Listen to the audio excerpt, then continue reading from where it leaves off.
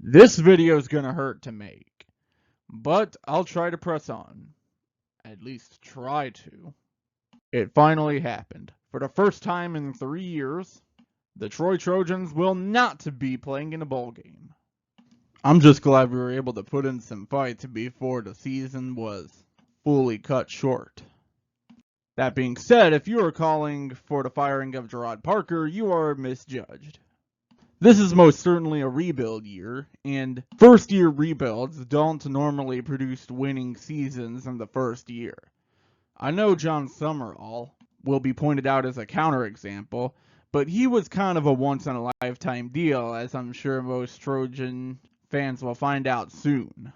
Even Neil Brown, the John Summerall before John Summerall, took a 4-8 season before he truly built a competitive team. So in the end, it all really comes down to how well he recruits. So basically what I'm saying is, trust the process, congratulate this effort of coming back, and ride out the rest of the season as a semi-neutral viewer. The dream run is dead. I am sad. The Warhawks actually had a 17-12 halftime lead before they just ran over ULM in the second half, scoring 34 unanswered points. They are now, we'll get to that in a bit. What happened? Seriously, what happened? This was supposed to be an easy victory on the road, and you got knocked around like that? Disgraceful. Who's even first place in the Sun Belt East right now? Let me look that, actually I want to save this for later.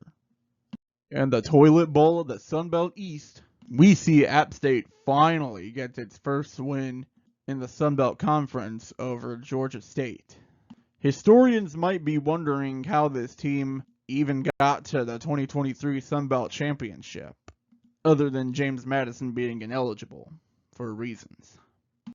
I know why. A bunch of luck dating back to the first season of these videos. Remember that Hail Mary game? Well, hey, it kept it close for a bit. Then James Madison decided to actually play football, and that was pretty much it from there. This season probably doesn't matter to you anyway since you fired your coach already, but dang, I wanted to laugh at JMU. And that's all the games for this week. Wait, 5 games? There were only 5 games in the entire Sun Belt Conference football week? That's not enough content. I need more. I mean, I could do the election.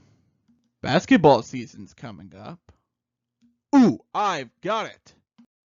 Sun Belt title game race, where I look at the remaining schedules for every Sun Belt team and judge them based on how easy or hard they are. First places of all teams, Old Dominion. Well, this is kind of out of nowhere. Did someone change out my notes or something? Well, anyway, Old Dominion actually is the simplest path of them all, and arguably the easiest one too. Went out against lowly App State on the road, JMU at home, Marshall at home, and Arkansas State, who was not so lowly, on the road. Beating JMU and Marshall would be huge for Old Dominion, and the fact that they get both games at home is even more convenient for them. Second in line is Georgia Southern, and I'm going to be completely honest, the Eagles choked this week. If it wasn't for the loss to Old Dominion, they would have 4 relatively easy games, except for the one against them, and have a 1-game cushion because they already beat Old Dominion, Marshall, and JMU. Now they have to win out and hope ODU loses 1 game so they can jump ahead of them. Luckily, their remaining schedule outside of the game against them on the road looks pretty easy. Troy is pretty much a gimme at this point, and while Coastal Carolina and App State aren't slackers, they can certainly surprise Georgia Southern, especially considering that they're kind of rivals, and major rivals. Georgia Southern should still beat them on paper. Third in line is Marshall, and they probably have the toughest schedule of the remaining 4 in contention. Not only do they have 5 games remaining, more than any of them, but they actually face Old Dominion and James Madison on the road. Youch. They get their two easiest opponents coming up first, but one of those is on the road. And then you have to face Coastal Carolina after that, which might make them tired come the Monarchs and Dukes game on the road. And James Madison, despite being fourth in line, can actually be in the driver's seat by November the 16th, which definitely shows how balanced the Sunbelt East is. Yes, they do have to face Old Dominion and Marshall, but Marshall's actually at home, so that's a bit of a positive. And App State might legitimately be another trap game for them like the game day debacle a year ago. We'll just have to see.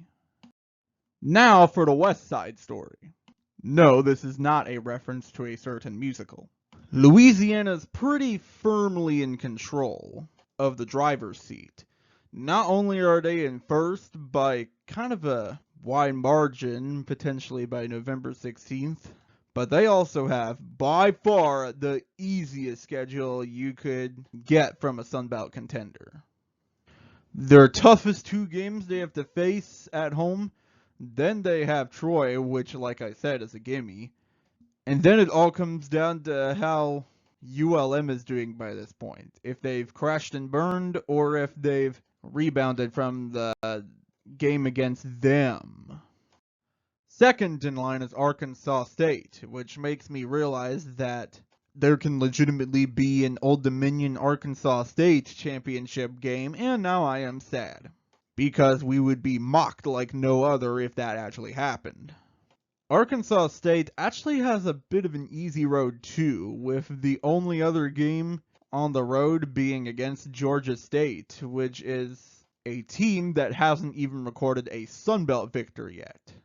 And then the other two games are ULM and Old Dominion. ULM got exposed against them, and Old Dominion, by then I either expect them to have crashed and burned, or Arkansas State to be way ahead of the pack by then. But it all really comes down to the November 9th game against Louisiana on the road for Arkansas State. If Louisiana wins, they should have it barring a massive choke. If Arkansas State wins, chaos.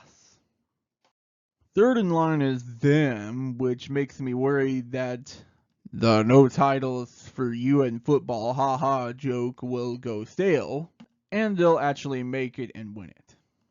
Because after the Georgia Southern game, if they handle business at home, they should expect to see a very tough Louisiana game that if they win, they will be first in the Sun Belt. Because the Sun Belt is just that tight. South Alabama's path is a lot like Arkansas State's path to the Sun Belt title. The only difference is that Arkansas State going to the title game would be hilarious and depressing, while South Alabama going to the title game would just be depressing. And last but not least, there's ULM, who in all honesty should probably be more worried about making a bowl game than making it to the Sun Belt title game. But hey, I'm just glad you're even making noise in the Sun Belt title race to begin with. One last thing before this video ends. The Sun Belt released their basketball bracket today, and it looks something like this. This will be used for both men's and women's basketball, by the way. And I'm going to be honest, this is art.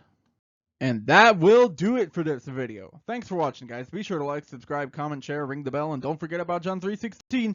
And I'll see you next time. Romans chapter 12, verse 2. Don't copy the behavior and customs of this world, but let God transform you into a new person by changing the way you think. Then you will learn to know God's will for you, which is good and pleasing and perfect.